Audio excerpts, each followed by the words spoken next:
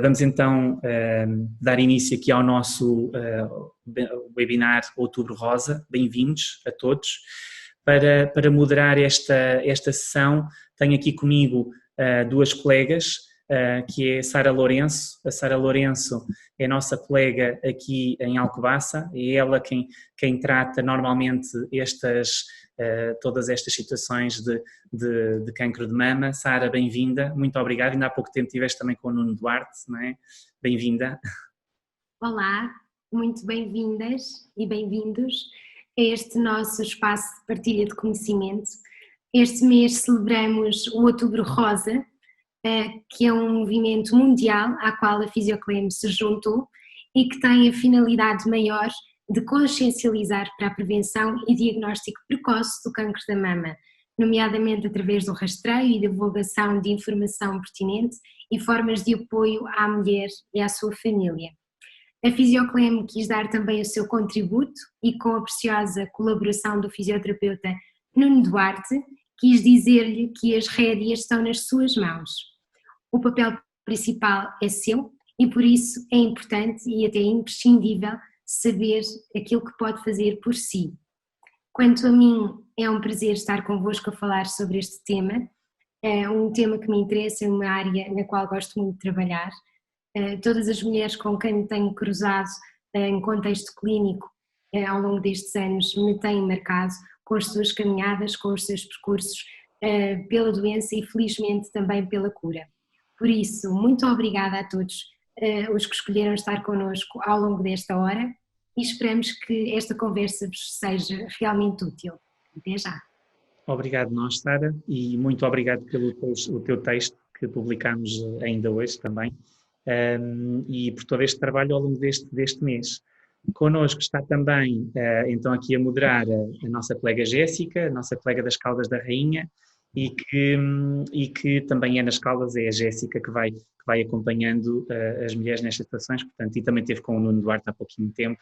Jéssica, obrigado por estás aqui connosco, bem-vinda. Oi, espera, não tens som? Ok, já tens. Olá Marco, olá Sara, obrigada. Mais uma vez bem-vindos a todos que estão a participar nesta nossa iniciativa. Quando nós pensámos em realizar este webinar, tivemos como principal objetivo tentar dar os nossos melhores conselhos no sentido de prevenir o surgimento de complicações que sabemos que estão associadas ao cancro da mama e também tentamos promover, ou estamos a tentar promover a saúde em geral nas mulheres e nos homens também, porque apesar de ser numa percentagem inferior, também acontece o cancro da mama no homem. Então estamos a tentar promover esta iniciativa para tentar dar o máximo de conselhos possíveis a quem está a atravessar esta fase ou então que já tenha atravessado. Para nos dar estes conselhos, convidamos o nosso colega, o Nuno Duarte. O Nuno Duarte é fisioterapeuta, tem um vasto currículo, como tal, vou ter que recorrer aqui um bocadinho à minha cábula para vos poder apresentá-lo. Ele é pós-graduado em linfologia, é mestre em gestão de organizações de saúde, é doutorado em saúde pública e membro da Sociedade Europeia de Linfologia. A sua prática clínica baseia-se sobretudo na intervenção em oncologia, em que ele é fisioterapeuta no IPO, em Lisboa, e coordenador do Serviço de Medicina Física e Reabilitação desse instituto. Para além disto tudo, ainda é docente na Escola Superior de Saúde de Alcoitão, nas temáticas de fisioterapia em oncologia e terapia linfática descongestiva. Também é formador a nível nacional na área de oncologia e drenagem linfática segundo o método LDUC, no qual eu e a Sara já tivemos imenso privilégio em estar presente em algumas das formações que ele deu, o que para nós é super útil para podermos ter o máximo de conhecimento e de informação para podermos transmitir a todas as mulheres que vêm ter connosco, para podermos aconselhá-las da melhor forma possível. Acho que já fiz a apresentação, assim um pouquinho resumida, do nosso colega o Nuno. Marco, não sei se tens alguma coisa a acrescentar. Bem-vindo, Nuno. Bem-vindo, Nuno, e mais uma vez muito obrigada por ter aceito este nosso convite e por estar a participar connosco. É uma honra e um privilégio. Muito boa noite. Eu é que agradeço o convite que me foi feito para estar aqui presente. É sempre um prazer colaborar nessas ações de informação. Eu felicito a Fisiocrem por essa iniciativa. Penso que é muito importante podermos contribuir para que aos poucos possamos ter pessoas mais esclarecidas sobre a patologia que têm, porque só dessa forma é possível, de alguma forma, responsabilizarmos a pessoa, termos pessoas mais colaborantes em relação a algumas estratégias que podem ser delineadas na gestão da sua própria patologia. Isso só é possível com pessoas informadas. E esta ação de formação, este tipo de fóruns são determinantes para que isto, aos poucos, possa ser uma realidade. Boa. E por isso felicito-os e agradeço pelo convite que me foi feito. Obrigado, Nuno. Olha, então agora deixamos a palavra contigo, nós vamos sair daqui da sala de cena e ficas aqui. Vou só dizer aqui às pessoas que ao longo do tempo em que o terapeuta Nuno vai falando, podem ir escrevendo comentários no chat, podem fazer questões. Eu, a Sara e a Jéssica vamos recolher essas questões e depois, no fim do Nuno, fazer aqui uma apresentação. Nós depois voltaremos para aqui e vamos fazer as questões que vocês nos colocarem, está bem? Nuno, obrigado. Até já então, a palavra é tua. Muito bem. Eu vou começar então por fazer um enquadramento sobre esta temática, para que depois seja possível passarmos para uma fase de perguntas e respostas. Para o efeito, eu vou abordar um pouco a dimensão do problema. Sendo fisioterapeuta, vou focar essencialmente na reabilitação da mulher com cancro de mama. Eu até preferia, antes de dizer que vou-me ocupar mais ou preocupar em focar-me sobre a reabilitação do sobrevivente de cancro de mama, porque nós podemos estar a falar também de um homem que tenha cancro de mama, embora claro que existam muito mais casos na mulher do que no homem, também existe no homem, também por isso por vezes vou utilizar a palavra sobrevivente de cancro de mama e não mulher com cancro de mama, por esse motivo. Mas vou começar por falar um pouco sobre a dimensão do problema. Nós sabemos que o cancro de mama a nível mundial, na mulher, é a patologia oncológica com uma maior incidência e Portugal não foge a este padrão. Em Portugal temos anualmente aproximadamente 6.500 mulheres com cancro de mama, em 2018 tivemos quase 7.000 mulheres com cancro de mama e também a nível mundial o cancro de mama é a patologia oncológica com uma maior mortalidade associada. Claro que alguns países mais desenvolvidos, o cancro de mama é o cancro da mulher com maior incidência, só que, por exemplo, nos Estados Unidos, no Canadá e em outros países, o cancro do pulmão tem uma maior mortalidade na mulher quando comparamos com o cancro do pulmão tem uma maior mortalidade quando comparamos com o cancro de mama. E em Portugal, ao longo das últimas décadas, o cancro de mama na mulher foi o cancro com maior incidência e mortalidade, mas em 2018 essa realidade alterou-se ligeiramente, porque o cancro de cólon e reto teve uma maior mortalidade na mulher quando comparada ao cancro da mama, com números muito próximos, mas o que é um facto é que houve mais mortalidade no cancro de cólon e reto. E isso permite-nos dizer que nas últimas décadas assistimos a uma diminuição da mortalidade por cancro de mama e fomos assistindo a um maior número de sobreviventes com esta patologia. E este êxito deve-se, em parte, a estratégias de prevenção secundária, em que houve uma aposta no rastreio que permite fazer uma detecção precoce e um tratamento precoce, mas também deve-se a uma maior efetividade das terapias oncológicas, da quimioterapia, da radioterapia, entre outras terapias. E por isso, atualmente podemos dizer que existe um êxito no tratamento do cancro de mama.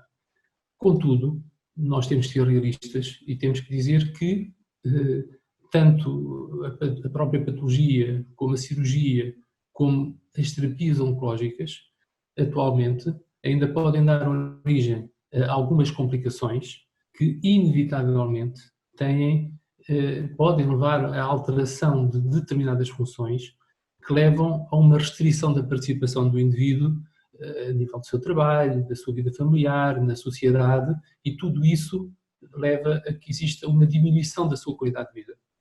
E é importante dizer que podem ser delineadas estratégias que, de alguma forma, permitem ou prevenir o aparecimento dessas complicações. Às vezes é impossível fazer essa prevenção, então tenta-se minimizar o efeito que essas complicações podem ter na qualidade de vida da pessoa que tem cancro de mama. Pronto. Essas estratégias devem ser delineadas e implementadas não apenas por um profissional, tem que ser por um conjunto de profissionais, porque o cancro da mama não é diferente de outras patologias oncológicas e tem um impacto muito vasto no indivíduo, não só na sua função, mas na parte emocional, na parte familiar, na parte vocacional, e por isso também tem que ser vários profissionais a fazerem a sua intervenção para que a reabilitação da pessoa seja uma realidade. Então podemos dizer que a equipa de reabilitação do sobrevivente de cancro de mama é constituída por inúmeros profissionais de saúde, mas também pela família, pelo serviço religioso, por vários elementos em que a pessoa que tem cancro de mama tem que estar no centro dessa equipa. Para que a reabilitação seja um sucesso, penso que devemos falar num modelo de intervenção que nós chamamos de modelo de vigilância prospectiva. Só com esse modelo é que, na realidade, a pessoa, ao longo da sua vida toda, pode vir a ter uma boa qualidade de vida. E eu digo isso porque trato de vez em quando pessoas que foram operadas há 50 anos atrás. As pessoas estão perfeitamente bem da sua patologia oncológica, estamos a falar de uma patologia que cada vez mais é uma patologia crónica, mas que, na realidade, tem algumas complicações que existem ainda hoje e que advêm da cirurgia a que foram submetidas, da quimio, da radioterapia. Mas esse modelo de vigilância prospectiva, que eu vou passar a explicar, é determinante para que exista um êxito nessa reabilitação. Em que é que isso consiste? Para que este modelo, defende-se nesse modelo que o sobrevivente de cancro de mama seja alvo de uma observação após o diagnóstico e antes de realizar terapias oncológicas, caso tenha que fazer terapias oncológicas antes da cirurgia, caso não tenha que ser submetido a essas terapias, essa avaliação pode ser realizada antes da cirurgia e o objetivo é ter conhecimento dos padrões de base da pessoa, ou seja, qual é a função que a pessoa tem. Tem uma função normal a nível dos membros superiores, quais são os seus perímetros, ou seja, temos que conhecer qual é o volume dos membros superiores da pessoa. Nessa primeira intervenção também deve-se reforçar a necessidade que a pessoa vai ter ao longo de toda a sua vida de adquirir hábitos de vida saudável. Ou seja, esclarecer a pessoa que a atividade física é determinante para vir a ter uma boa qualidade de vida e essa atividade física será também muito importante mesmo no decorrer das terapias oncológicas. Será muito importante manter um peso adequado. O excesso de peso cada vez mais está associado a determinadas complicações e, portanto, a pessoa tem que estar esclarecida sobre a necessidade de manter um peso adequado. E, a seguir à cirurgia, deve ser feita uma nova avaliação e, se eventualmente forem detectadas alterações da função, a pessoa que tem um cancro de mama deve ser referenciada para o profissional com mais competências para tratar essa complicação. Na realidade, é muito frequente, após uma cirurgia a cancro de mama, existirem pequenas complicações que podem alterar a função, como um edema da mama, um edema da parede torácica, pequenas complicações que levam a uma alteração da mobilidade do membro superior e o fisioterapeuta, não tenho nenhuma dúvida em afirmar, será a pessoa que tem mais competências para tratar esse tipo de complicações. Nessa fase é muito importante também que em algumas pessoas, claro que depende do tipo de cirurgia, mas na maior parte dos casos será importante apostar um pouco no ensino, no ensino da prevenção de pequenas complicações, nomeadamente de infecções subcutâneas e de uma complicação que pode ser frequente ao longo da vida da pessoa que tem câncer de mama, que é o aparecimento de um edema do membro superior, ou seja, do inchaço do membro superior. Nessa fase é novamente importante reforçar a necessidade de obtenção de hábitos de vida saudável, uma boa gestão de peso e manutenção da atividade física, e também devem ser delineados programas de exercícios personalizados para a pessoa, que foi algo da avaliação. Depois, no decorrer das terapias oncológicas, que a pessoa pode vir a ser submetida, e no decorrer de toda a sua vida, e podemos estar a falar de décadas e décadas e décadas, e felizmente cada vez mais as pessoas acabarão por ter outro tipo de problemas, mas na parte oncológica essa situação pode estar perfeitamente controlada. Ao longo da fase da vida, das restantes fases da vida da pessoa, a pessoa periodicamente deve ser alvo de avaliações. E nessa fase o que é importante? É importante, novamente, avaliar a função. Sempre que existem alterações da função, a pessoa deve ser referenciada para o profissional que tem mais competências para tratar essas complicações, e algumas delas, maioritariamente, será o fisioterapeuta, na minha opinião, será o fisioterapeuta. Nessa fase, deve-se também apostar no ensino de detecção de complicações que podem advir das terapias oncológicas, e essas complicações podem ser precocemente, mas também tardiamente, e isso é muito importante para que a pessoa possa detectar essa complicação e possa procurar um profissional de saúde na tentativa de minimizar o impacto que essas complicações têm na sua qualidade de vida, e isso vai depender do tipo de complicação. Por vezes tem que ser resolvido por um médico, por vezes tem que ser resolvido por um fisioterapeuta, por vezes tem que ser resolvido por um enfermeiro ou outro profissional de saúde, nomeadamente um psicólogo ou outro profissional de saúde que tenha mais competências para resolver esse tipo de complicação. E também, mais uma vez, reforçar a necessidade de manter um peso adequado e atividade física, e nessa fase também delinear programas de exercício personalizados para a pessoa, para que a pessoa possa manter sempre uma vida mais ativa. Vou dar como exemplo uma das complicações que podem acontecer e que a pessoa deve saber detectar. Dou o exemplo do linfoedema. Portanto, o linfoedema é uma complicação que pode acontecer precocemente, é o inchaço do membro superior, ou pode acontecer tardiamente, e quando eu falo tardiamente, falo em 40 anos depois da cirurgia, isso pode acontecer. Então a pessoa deve saber detectar essa complicação. Claro que numa fase mais precoce, após a cirurgia, nós temos que ter o cuidado de esclarecer a pessoa sobre a possibilidade de aparecer essa complicação e a forma como deve prevenir essa complicação.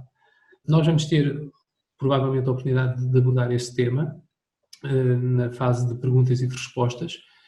Claro que essa prevenção deve ser o mais personalizado possível, porque os riscos são diferentes entre pessoas, depende muito das terapias a que a pessoa foi submetida, o tipo de cirurgia, o tipo de terapias oncológicas a que foi submetido, se fez radioterapia, se fez alguns tipos de quimioterapia.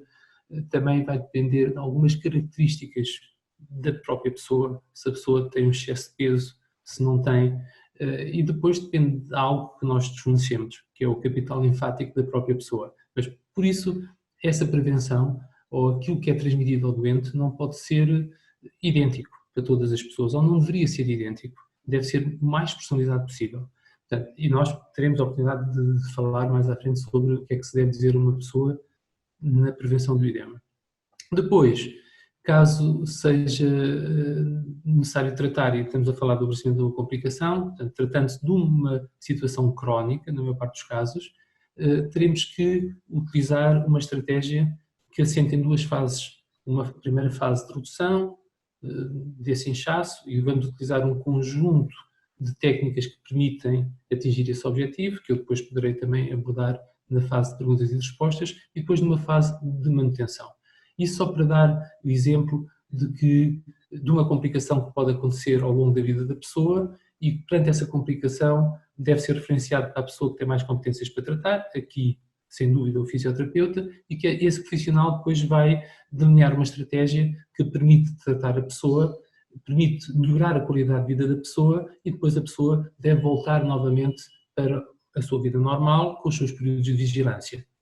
No fundo, e concluindo, eu gostaria de dizer que o grande objetivo da equipa de reabilitação é facilitar a obtenção de uma boa qualidade de vida, ou de uma qualidade de vida o mais próxima possível da que a pessoa tinha antes do diagnóstico. Isso é perfeitamente possível e o que não é aceitável é que as pessoas não tenham acesso a esse tipo de serviços e que fiquem, de alguma forma, com alguma limitação da função ou da participação e que, inevitavelmente, têm essa influência negativa na sua qualidade de vida. E isso, atualmente, na minha opinião, não é aceitável.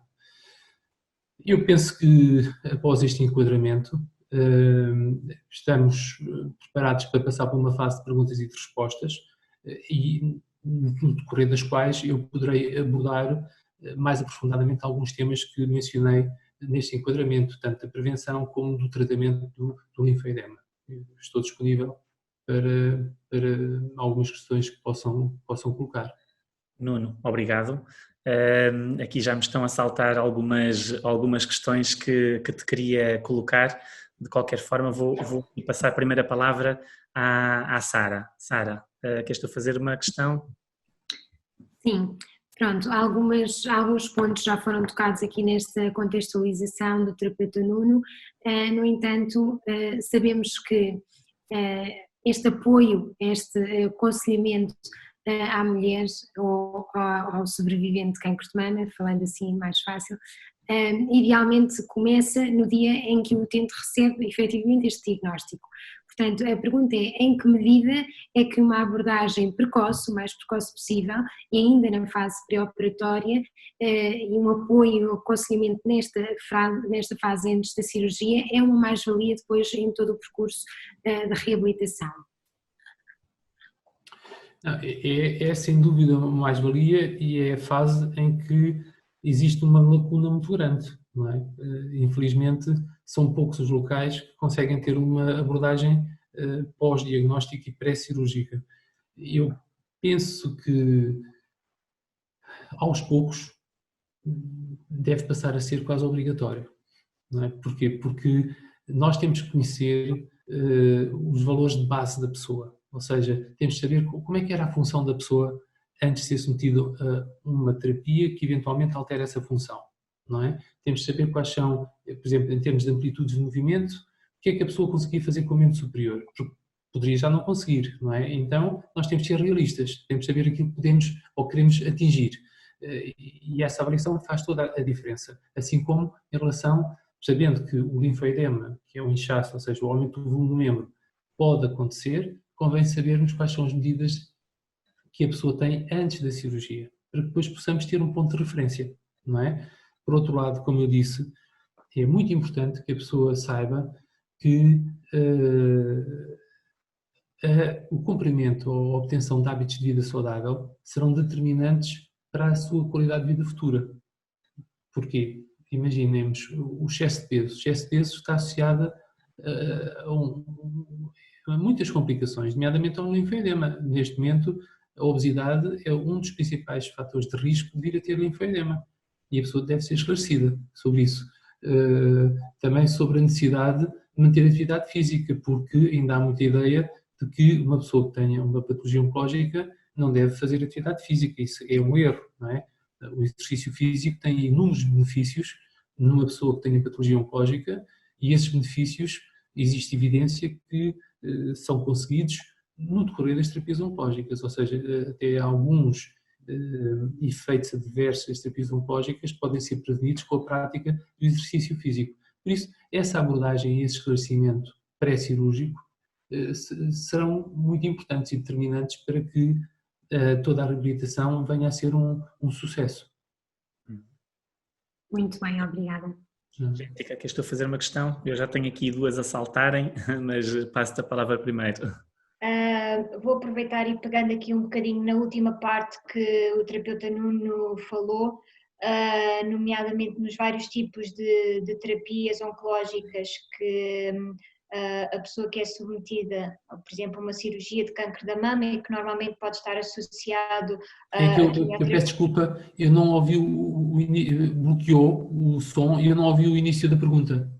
Tudo bem, eu estava a dizer que pegando na parte final que o terapeuta Nuno disse, em que uma pessoa que é submetida a cirurgia de cancro da mama, que muitas das vezes tem associado outro tipo de terapias oncológicas, nomeadamente a quimioterapia, a radioterapia, a hormonoterapia ou a imunoterapia, algumas em simultâneo quer dizer um conjunto de várias e não só uma, e que existem vários efeitos secundários, várias complicações que nós sabemos que podem estar associados, desde limitações articulares, dores articulares, musculares, as neuropatias periféricas, entre outras. Para quem nos está a ouvir hoje, que conselhos úteis, mais práticos, eventualmente nos poderia dar como forma de prevenir ou até mesmo de tentar minimizar esses efeitos secundários que possam ocorrer? É assim, isso é uma pergunta muito complexa, porque nós estamos a falar de diferentes terapias e vou dar só um exemplo. Mesmo falando, algumas complicações nós não conseguimos prevenir. Essa é a realidade, não é? Se nós falarmos de hormonoterapia, tudo vai depender da mulher que nós estamos a falar. Se é uma mulher que já fez a menopausa ou não, porque aí as terapias que vão ser aplicadas serão diferentes e os efeitos secundários também são diferentes. E estamos a falar da hormonoterapia, não é? E esses efeitos secundários é muito difícil ter uma estratégia de prevenção. Tem-se alguma estratégia de prevenção, quer dizer, o médico tem o cuidado, sabendo que determinadas terapias podem dar origem a uma osteoporose, então ele tem uma estratégia para prevenir esse tipo de osteoporose, por exemplo, não é? Em relação à quimioterapia, também depende do tipo de citostático que a pessoa vai fazer, assim existirão diferentes complicações, não é? Agora, a esse nível, por exemplo, a fadiga, que é típica e está presente no decorrer de muitas terapias oncológicas, pode ser prevenida até, por exemplo, com o programa de exercícios, ou seja, existe evidência que o exercício físico pode ter um efeito benéfico em relação à fadiga que está presente ou que é típica do sofrimento de cancro de mama. Portanto, a esse nível pode ser prevenido com o exercício físico. Depois, outro tipo de complicações, por exemplo, mais ligadas à cirurgia, aí já é diferente, ou seja, nós podemos ter uma abordagem pós-cirúrgica que permita fazer a prevenção de algumas complicações. Por exemplo, em relação a complicações da cicatriz. Nós sabemos que se tivermos determinado tipo de intervenção, com determinado tipo de amplitudes, respeitando determinadas fases pós-operatórias, podemos ter menos problemas da cicatriz. Ou se nós tivermos uma intervenção muito mais agressiva precocemente, isso pode levar a problemas da cicatriz ou outros problemas, como seroma, que é a acumulação de líquido serohemático a nível da zona da cicatriz ou da axila, e tudo isso pode ser prevenido pela nossa intervenção. Mas também vai depender de alguns fatores que nós não controlamos, como a obesidade da pessoa, a pessoa ser hipertensa, entre outras situações. Por isso, também nessa fase, eu não sei se quer que eu fale nisso ou não, mas, por exemplo, uma das complicações que pode acontecer é o linfoedema, não é? E aí nós podemos apostar muito no ensino e no esclarecimento da pessoa de forma a fazer a prevenção dessa complicação. Eu não sei se de alguma forma respondi, porque é muito complexo, porque estamos a falar de muitas terapias que a pessoa pode ser submetida. Exatamente. Nuno, então aqui uma das questões, e pegando exatamente no que tu estavas agora a dizer, uma das complicações então é o linfoedema. E imaginando que temos ali do outro lado uma das mulheres que habitualmente está contigo na consulta, o que é que tu lhe dizes em concreto para ela prevenir o linfedema? Porque uma das questões que me surge aqui tem a ver com por exemplo, a utilização da manga. A utilização da manga, sim ou não, quando está bem, quando não está, ao longo de quantos anos, sempre, quantas horas, o que é que tu dizes em concreto? É assim, em primeiro lugar, dizer que atualmente nós tratamos muitas pessoas que são submetidas a diferentes procedimentos cirúrgicos e tendencialmente temos mais pessoas a serem submetidas a intervenções cirúrgicas com técnicas que não removem tantos gânglios linfáticos da axila, ou seja, se designa por biópsia de gânglio sentinela. É importante dizer que, embora essas pessoas não tenham um risco tão grande de vir a ter essa complicação, ou seja, do inchaço do braço, não têm uma ausência de risco. E por isso, na minha opinião, tanto pessoas que façam uma cirurgia com esvaziamento ganglionar, ou seja, que removam muitos gânglios, ou pessoas que fazem cirurgias com menos agressão dessas estruturas, que retirem sempre apenas 1 ou 2 gânglios, devem ser alvo de um esclarecimento, embora o risco seja diferente. Está bem? Pronto. Depois, dizer à pessoa que, após uma intervenção a cancro de mama em que seja feita esvaziamento ou biópsia de gânglio sentinela, pode eventualmente existir uma alteração da sua circulação de retorno. Embora, na maior parte dos casos, o nosso organismo consiga arranjar formas de compensação, porque, que é um facto, é que a maior parte das pessoas, a maioria das pessoas nunca vão ter linfedema ao longo da vida, não é? Nós dizemos que depende, mas alguns estudos dizem que uma pessoa que retira gânglios tem um risco, entre 20% a 25% das pessoas podem vir a desenvolver linfedema ao longo da sua vida, pode ser 10, 20, 30 anos depois. Mas se a pessoa fizer radioterapia, esse risco está um bocadinho mais acrescido. Se fizer alguns tipos de quimioterapia, esse risco aumenta ligeiramente. Mas a maior parte das pessoas nunca vão ter edema. Se estivermos a falar em cirurgias que fizeram só biópsia de gânglio sentinela, esse risco baixa. Só 3 a 7% das pessoas é que vão ter linfedema. E eu penso que é importante esclarecer a pessoa, quer dizer, a maior parte das pessoas não vão ter esse problema. De qualquer forma, a pessoa tem que estar esclarecida. Depois, claro que isso é o que eu vou dizer aqui, não digo logo no ato de esclarecimento, mas é importante nós saibamos que muita da informação que nós transmitimos às pessoas baseia-se naquilo que nós sabemos que em termos de fisiopatologia acontece após a cirurgia, embora muitas vezes não existam estudos que suportem aquilo que nós transmitimos à pessoa, está bem?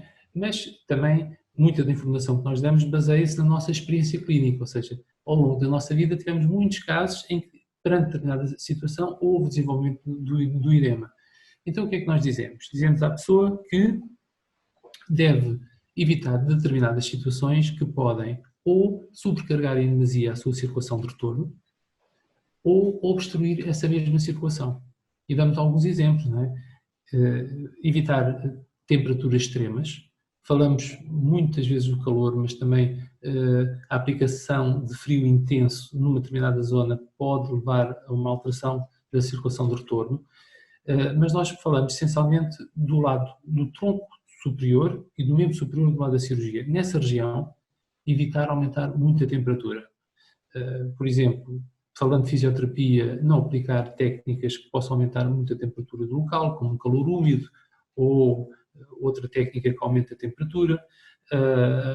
Em relação à praia, a pessoa pode fazer praia, mas deve cumprir as regras que estão estabelecidas para toda a população, não fazer praia nas horas problemáticas, ou seja, deve fazer muito cedo e muito tarde, não evitar banhos de imersão muito quentes, se a pessoa gostar muito de uma sauna, um banho turco, numa pessoa com esvaziamento ganglionar, isso não é muito adequado, porque há um risco realmente acrescido de vir a ter o edema. Deve evitar efeitos de garrote, ou seja, tudo aquilo que aumente a pressão num ponto específico do membro superior. Se esse aumento de pressão for exagerado, pode obstruir a circulação, e damos alguns exemplos. Se for possível, tirar a tensão arterial, tirar sangue, colocar um catéter, deve ser feito do lado oposto, se isso for viável. Em relação a pesos, nós pedimos para que, se for possível, não andar com mais do que 3 kg suspensos no membro superior. Claro que é diferente se a pessoa andar com o peso suportado pelos 2 membros superiores.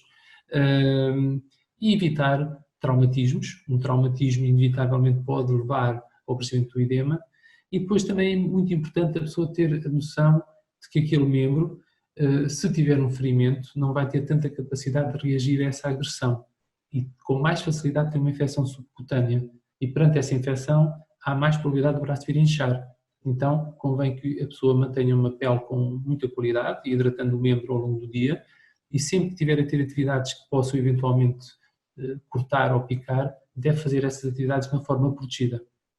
Eu vou dar alguns exemplos. Se a pessoa tiver que mexer em terra, deve pôr luvas. Se a pessoa tiver a arranjar peixe, deve pôr luvas. Se fizer um ferimento, deve desinfetar no momento e proteger, e não fazer isso 2 ou 3 dias depois. No fundo, isso é fazer aquilo que é aplicado ou aconselhado a toda a população. Se eu estiver a mexer em terra, também devo pôr luvas. Se eu estiver a manusear peixe, também devo pôr luvas. E se me cortar, devo desinfetar no momento e não passar 2 ou 3 dias. Portanto, esses são os cuidados ou a informação que nós damos à pessoa, sabendo que, quando estamos a falar de uma pessoa que foi submetida a uma cirurgia com biópsia de dente de sentinela, o que eu costumo dizer é que isto não se aplica na totalidade, a pessoa deve estar esclarecida e deve evitar situações extremas, ou seja, imagine que a pessoa gosta de fazer uma sauna, tudo bem, faz a sauna, mas uma pessoa com biópsia de dente de sentinela faz a sauna, mas se sentir o seu braço mais pesado, com desconforto, quer dizer que o seu organismo não trabalhou o que era necessário, então é preferível não repetir a experiência, não é? Imagine uma pessoa que faz uma cirurgia com biópsia de dente de sentinela. Isso que eu vou dizer também aplica-se atualmente a uma pessoa com esvaziamento ganglionário. Quando já tiver uma função normal, pode iniciar a prática do seu exercício físico e exercício resistido. A progressão tem que ser, portanto, o aumento de carga tem que ser muito progressivo. E se a pessoa sentir ao longo do exercício o desconforto do membro, o membro muito mais pesado, quer dizer que o seu organismo não conseguiu responder à solicitação em termos de retorno. Então, deve parar, deve falar com a pessoa que está a acompanhar e deve delinear outra estratégia, porque senão pode aparecer um edema. E por isso... E em relação às mangas? Já agora falar nisso. Em relação às viagens de avião, muitas vezes nós também falamos em termos de prevenção. Se a pessoa tiver um linfoedema, no decorrer da viagem de avião, usa a manga que já usa cá em baixo. Uma pessoa que tem linfoedema, na fase de manutenção, usa uma contenção elástica. Então, essa mesma contenção usa no decorrer da viagem de avião. Uma pessoa que não tenha linfoedema, atualmente, o que não está definido muito por tempo, mas se calhar o que é mais viável e razoável é dizer que, se for um voo de curta duração, até 4 horas, não se justifica utilizar uma contenção elástica. Se for um voo de longa duração, mais de 4 horas, até pela altitude que é atingida, inevitavelmente há uma redução da pressão atmosférica, ou seja, no decorrer do voo, a circulação linfática é mais solicitada. Então, como prevenção, pode-se prescrever uma contenção elástica de forma a facilitar o trabalho do sistema linfático. Só que isso não é consensual, ou seja, atualmente o que se diz é, o ideal seria, atempadamente, a pessoa comprar uma contenção elástica membro superior com um grau 1, um grau específico de prevenção, deveria utilizar essa contenção elástica nos dias que antecedem o voo e ver se sente perfeitamente confortável, e se estiver confortável, faz o voo. Se no decorrer do voo sentir algum tipo de desconforto, é preferível tirar a contenção. E isso, atualmente, é aquilo que é mais consensual. Em relação à utilização de uma contenção elástica, no dia-a-dia, eu diria que, embora não esteja nada descrito e que não seja consensual, se calhar tem algum sentido que a pessoa, dependendo da atividade que tem, possa adquirir uma manga elástica como prevenção. Uma pessoa que tenha um trabalho físico repetido e prolongado, se calhar seria preferível fazer esse trabalho com uma contenção. Porquê? Porque a sua circulação de retorno está sempre facilitada, ou seja, o seu sistema linfático não vai ser colocado em teste. E só nessas situações é que se justifica, não é? Agora, a pessoa usar todas as pessoas uma contenção elástica não faz sentido, não é? Faz sentido em situações específicas e lá está. Por isso é que a estratégia de prevenção deve ser o mais personalizada possível. Nós não podemos comparar uma pessoa que faz uma cirurgia com esvaziamento e que seja obesa e que vá fazer radioterapia e quimioterapia com uma pessoa que fez uma cirurgia com biópsia de dente sentinela, que não seja obesa e que não faça radioterapia nem quimioterapia. São riscos diferentes. Portanto, dependendo da pessoa, assim deve ser delineada uma estratégia em termos de prevenção. Ok. Sara, já aqui temos umas questões da Ana Silva. Queres fazer? Portanto, a Ana Silva faz aqui uma questão. Ela pergunta se é também indicada a fisioterapia para neuropatia periférica. Pois. A neuropatia periférica, induzida pela quimioterapia, eu deduzo que seja disso que estamos a falar. Nós sabemos que após 6 meses pode começar a existir uma redução dos sintomas que são associados a essa neuropatia periférica. O seu tratamento vai passar muito pela terapia medicamentosa e em relação à fisioterapia pode-se utilizar algumas estratégias de intervenção, nomeadamente o TENS, fora da fisioterapia, a acupuntura. A drenagem linfática manual pode ter alguns benefícios, mas não existe uma evidência que nós possamos resolver essa complicação, porque vai depender da neurotoxicidade da que a pessoa foi alvo, não é? E vai depender muito da suscetibilidade de cada pessoa.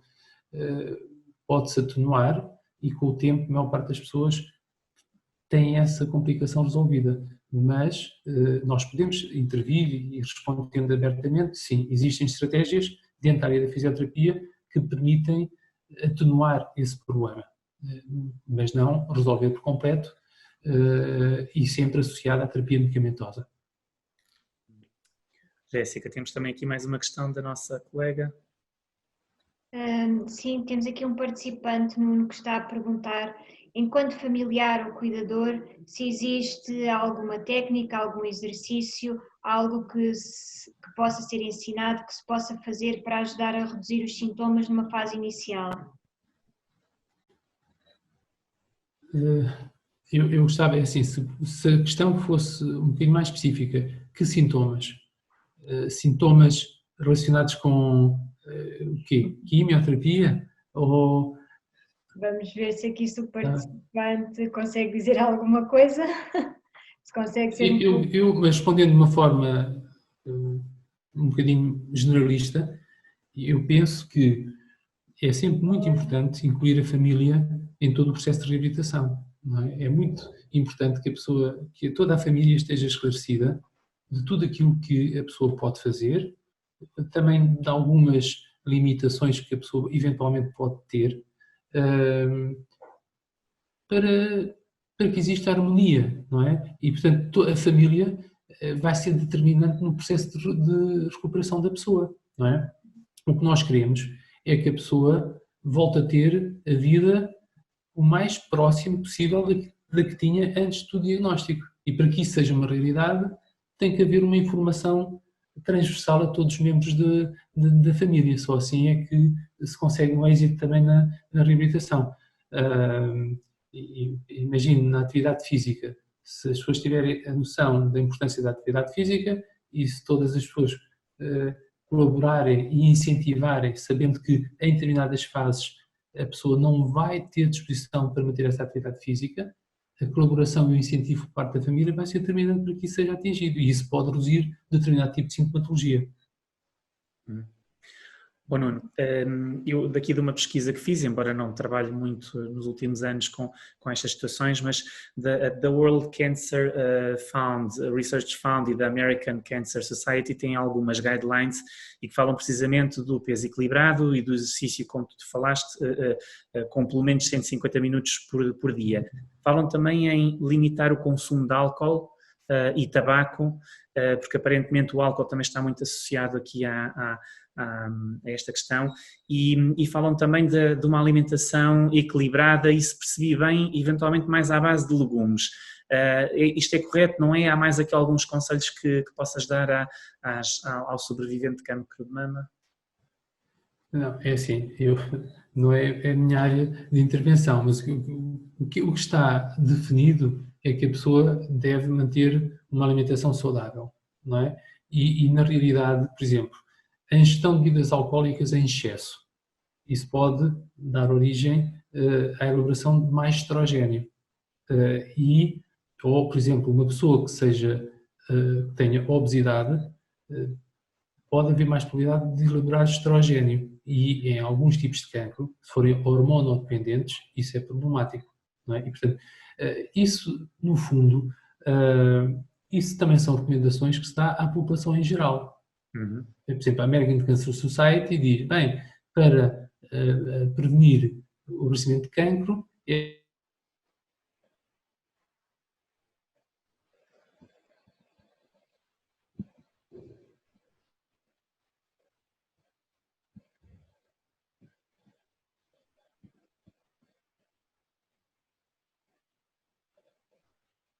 o cancro do pulmão, a pessoa sabe que se não fumar, terá menos probabilidade de ter cancro do pulmão. Não tem ausência de risco, como é óbvio, mas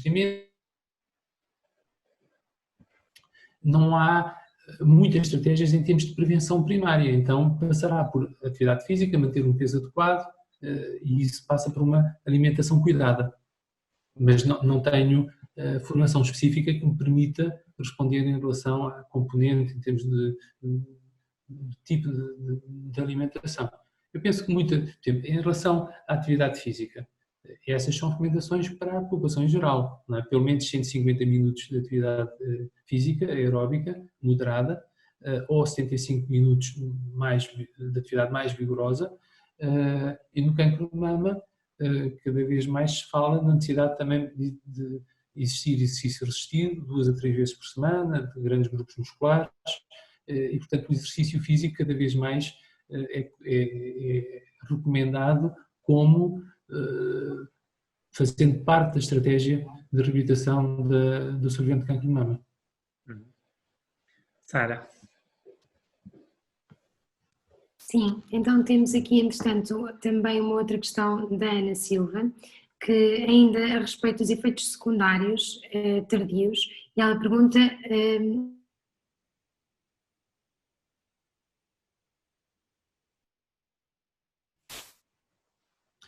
Olha,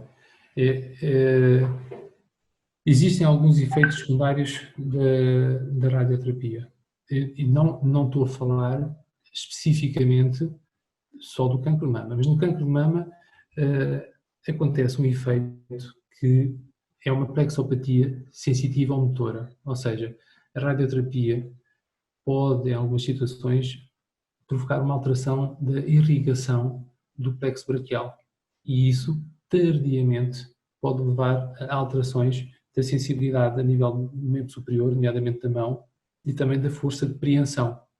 Isso é algo que pode acontecer 5, 10, 15 anos depois, não é? É uma complicação tardia. Outra complicação que pode acontecer é localmente existir uma maior fragilidade óssea, e não específico do cancro de mama, mas por exemplo no cancro de cabeça e pescoço, muitas vezes a radioterapia, tardiamente, por uma alteração de irrigação a nível da estrutura óssea, pode levar a uma osteonecrose. Isso é outra complicação tardia, não é, que é mais de outras áreas que não o cancro de mama. Mas podem também existir alterações pulmonares, mas não é uma coisa frequente atualmente. Também essa complicação pulmonar era mais frequente há uns anos atrás. E talvez essas sejam, principalmente a plexopatia sensitiva ou motora, talvez seja aquela que pode acontecer mais tardiamente, embora não seja uma coisa frequente, felizmente, não é? Até porque cada vez mais existem técnicas de tratamento que tentam ser o menos invasivas possível, não é? E tentam, antes da aplicação da técnica, existe um planeamento com muitos profissionais físicos, médicos de radioterapia, técnicos de radioterapia, e que permitem a utilização de um tratamento que cada vez tem menos efeitos secundários tardios. Tem alguns precoces e cada vez menos tardios.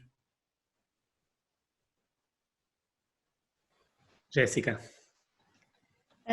Pegando aqui um bocadinho há pouco na parte da questão da atividade física que o terapeuta Nuno estava a falar, sabia-se, ou pelo menos existiam alguns estudos até há algum tempo atrás que falavam, por exemplo, na restrição de cargas, de pesos, e falando da questão, por exemplo, do trabalho resistido, que falou, que atualmente se sabe que é bastante importante e que deve ser aconselhado neste tipo de situação, atualmente quais são as novas diretrizes para este trabalho de resistência em termos de cargas?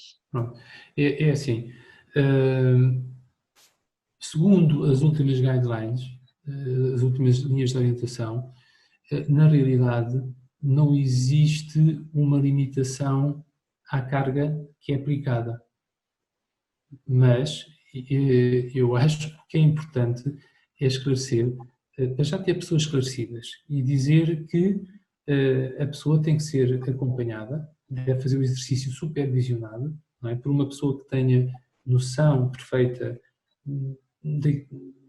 da patologia e das terapias a que a pessoa foi submetida, e esclarecer a pessoa que esse aumento de carga tem que ser muito gradual e que na presença de alguma alteração, nomeadamente que eu acabei de referir há pouco, o aumento de peso, desconforto, isso é sinal de que a pessoa ultrapassou os seus limites e ou não deve ir para além disso ou deve novamente voltar a progredir muito lentamente.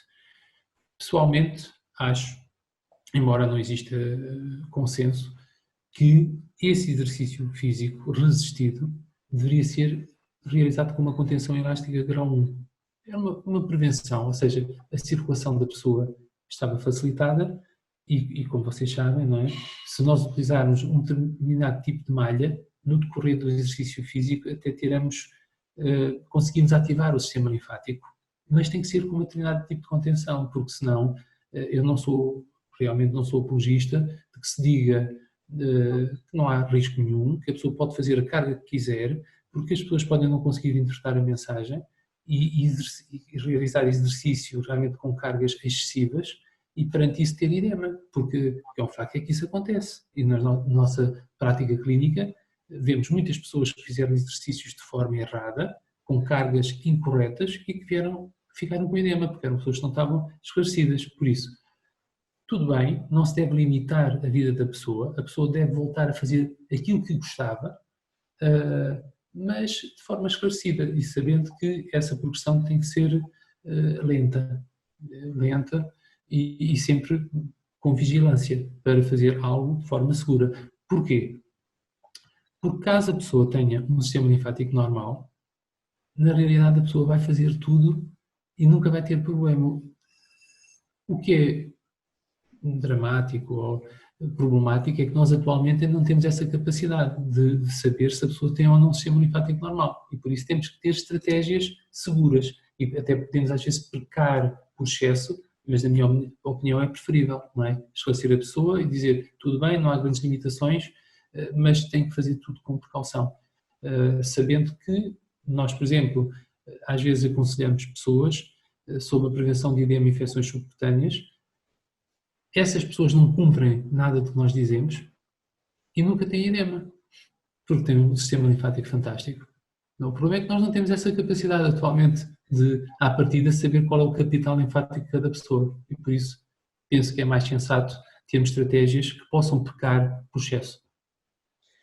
Nuno, aqui uma questão que, pronto, embora não és fisioterapeuta, não és psicólogo, por exemplo, e uma das questões, agora a questão que te vou fazer vai um bocadinho direciona para aí, mas a verdade é que tratas muitas mulheres e tens muita experiência com isso.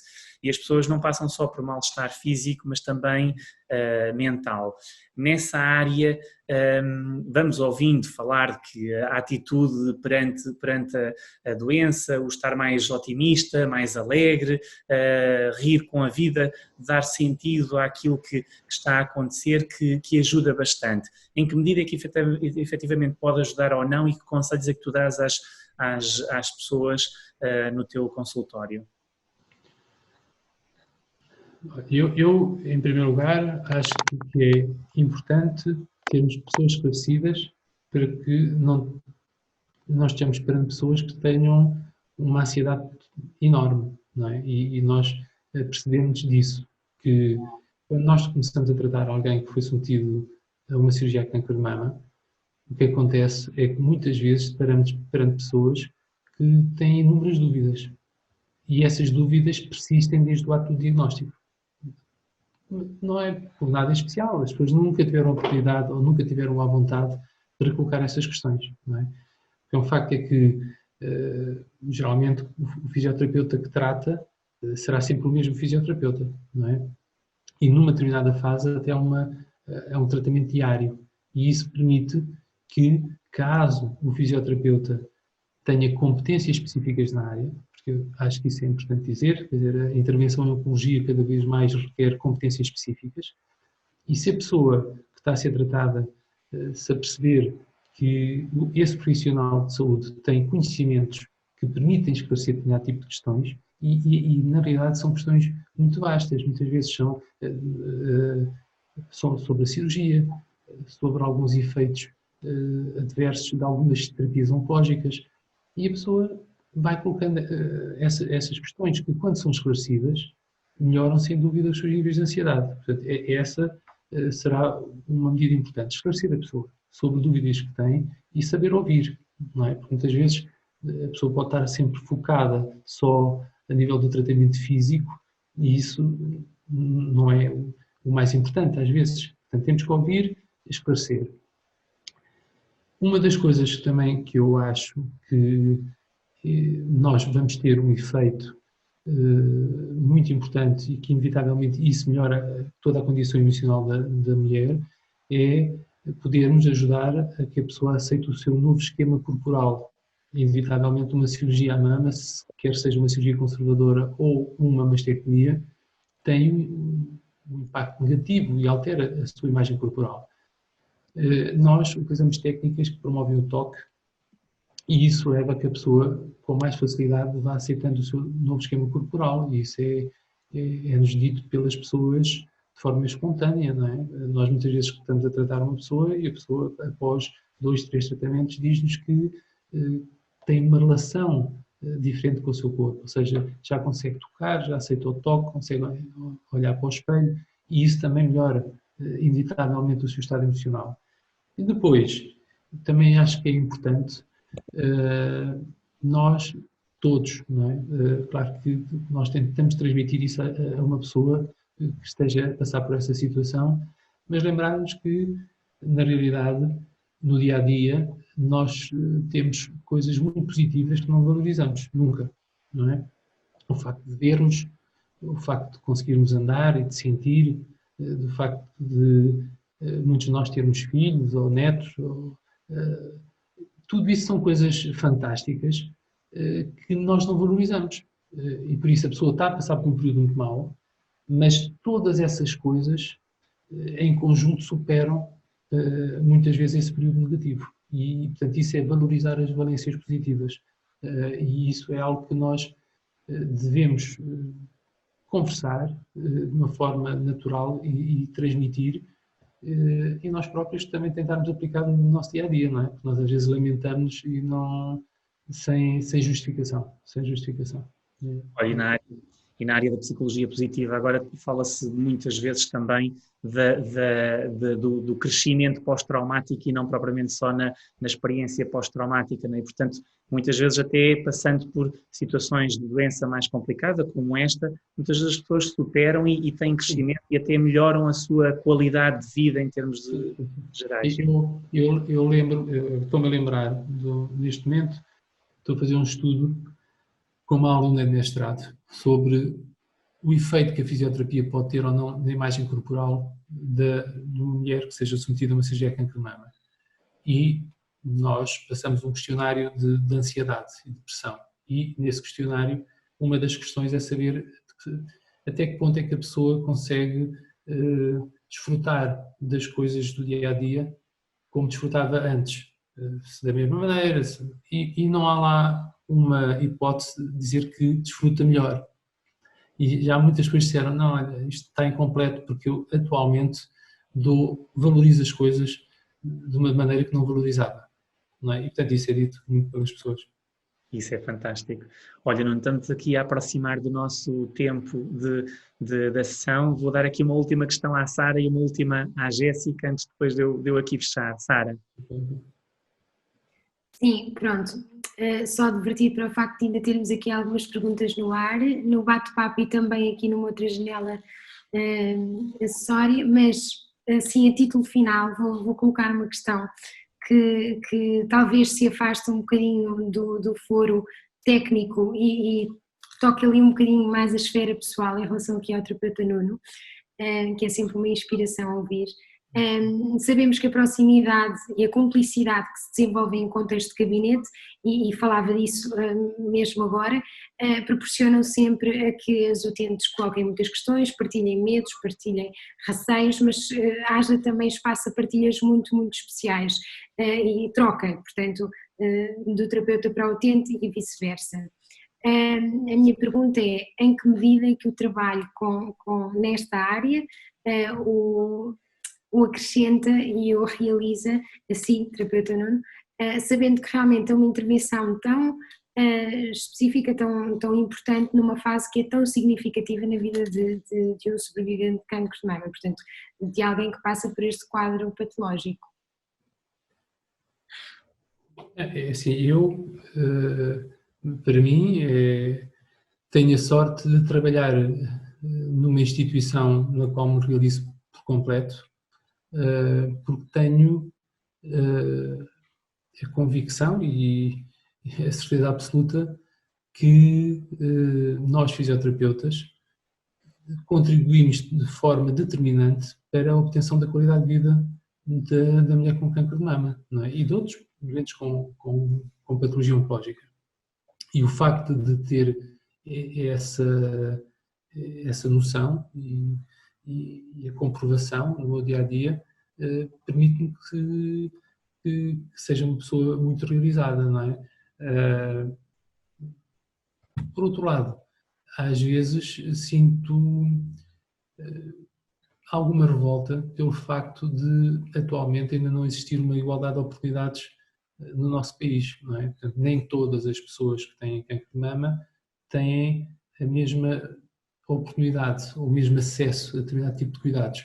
E acho que isso é algo que tem que ser combatido e não é admissível, não é? Nós vamos falar numa pessoa que seja operada de cancro de mama num determinado ponto do país, não tem a mesma oportunidade que uma pessoa que é operada no IPO, em termos do apoio por parte do fisioterapeuta, e isso é algo que tem que ser combatido por todos nós. Mas é realmente muito bom nós, no nosso dia-a-dia, termos a certeza e a percepção de que contribuímos para o bem-estar do outro, não é? Nesse caso específico de uma pessoa que está a passar por um período complicado e que nós podemos tentar atenuar todas aquelas agressões a que a pessoa é submetida. E depois também é importante ter a noção que nós estamos lá e devemos estar presentes sempre no percurso da pessoa, não é? Como eu disse, nós estamos numa fase precoce, mas essa pessoa pode ter uma complicação mais tardia. E é bom que a pessoa saiba que tem uma equipa que permite suportar. E nós, no IPO, tendo às vezes problemas pelos recursos humanos que temos, não é? Mas tentamos cumprir essa missão, não é? Aliás, o lema do fundador do IPO é o doente em primeiro lugar. E eu acho que é muito importante, não é? O doente em primeiro lugar. E nós estamos lá precisamente para dar esse tipo de apoio e eu acho ótimo nós termos pessoas que foram operadas há 50 anos, tinham 30 anos, agora têm 85, 86, bem, eram cirurgias muito agressivas, como consequência tiveram um edema do membro superior, mas de vez em quando vão lá, é uma patologia crónica e nós vamos controlando e vamos ensinando a gestão dessa patologia.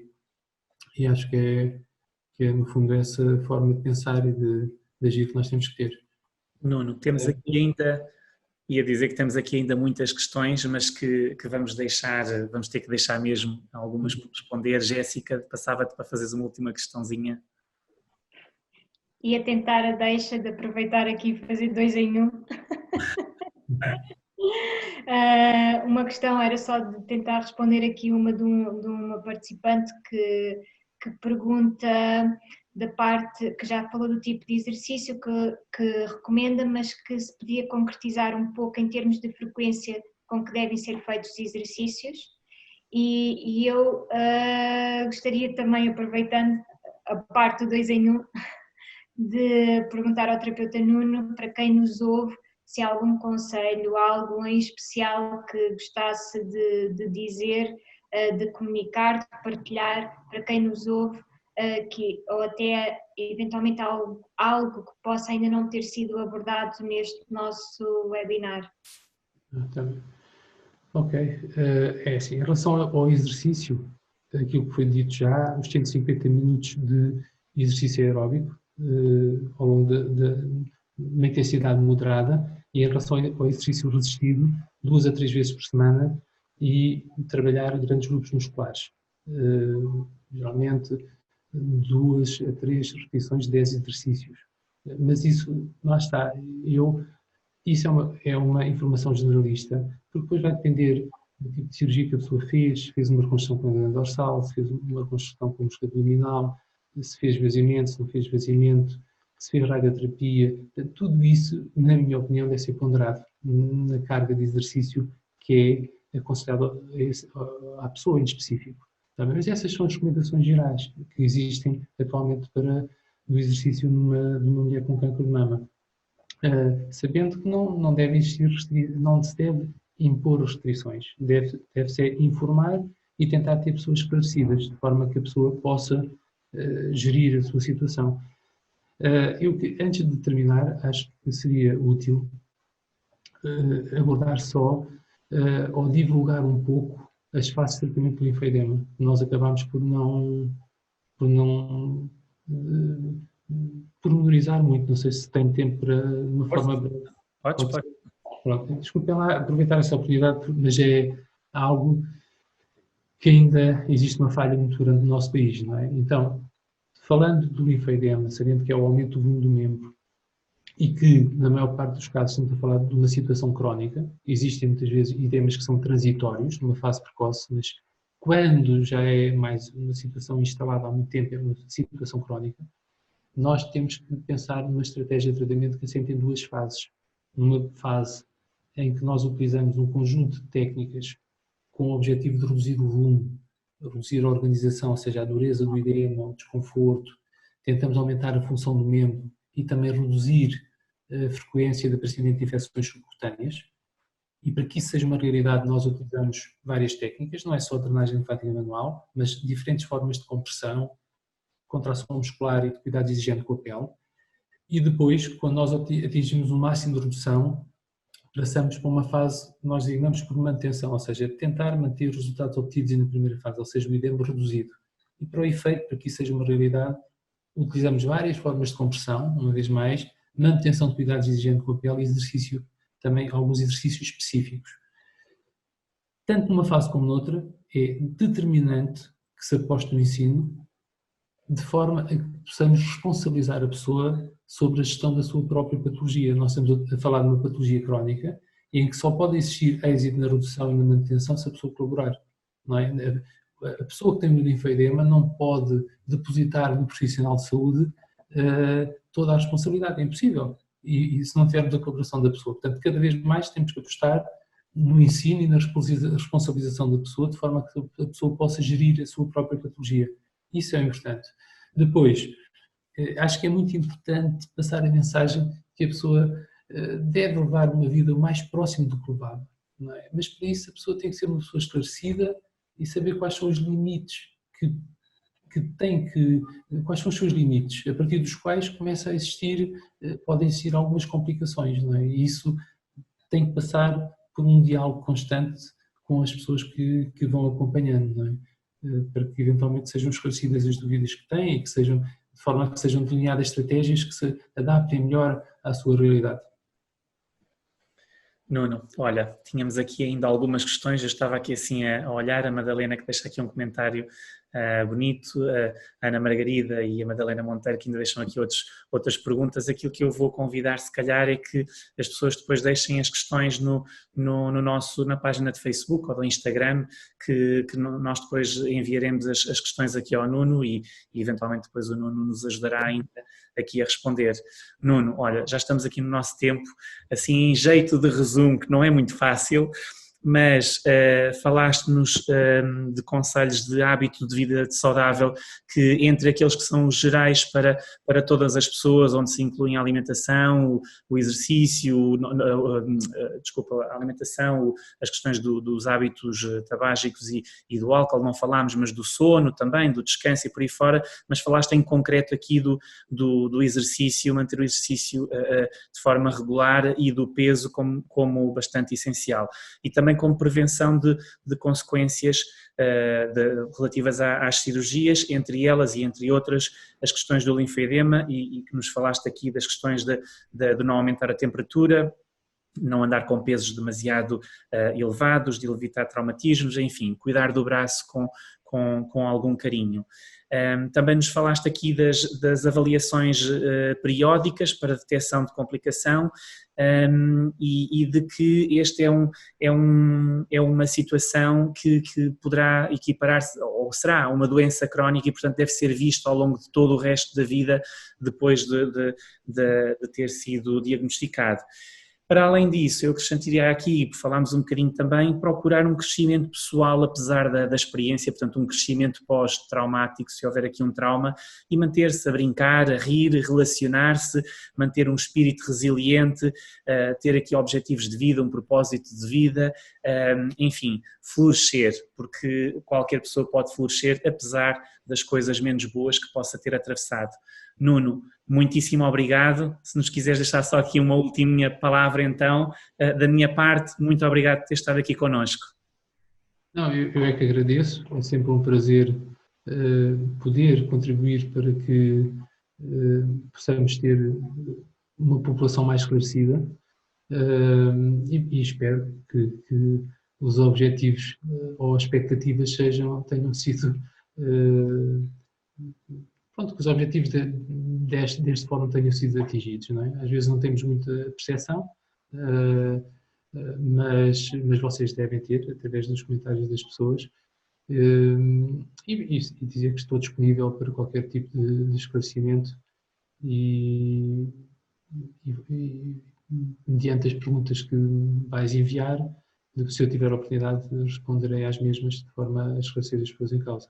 Sim, senhores. Obrigado, Nuno, e obrigado a todos os participantes que estiveram aqui connosco.